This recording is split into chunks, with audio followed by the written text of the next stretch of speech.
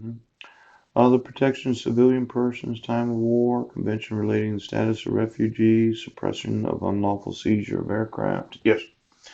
1971. Well, I did forget the Clintons were in office for 8 years. Yes. Convention suppression of financing of terrorism. And then there's that jurisprudence. Could you get me all the employees of the Bank of the International Settlements as well as every bank that does any of their settling? I just have a couple minutes and I just wanted to know. Well, I gave you a link. Yes.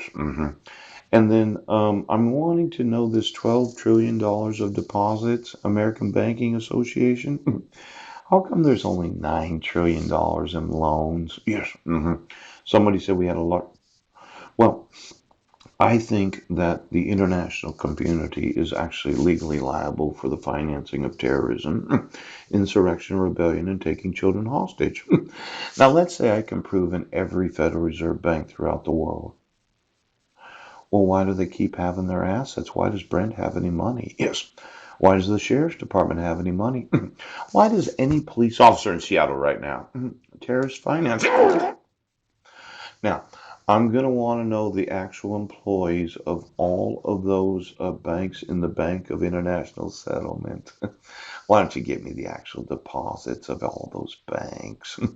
And any laws that make terrorist financing a crime where I could actually sue them as the national, well, I know, Jerome, I'm looking at your actual assets. Yes.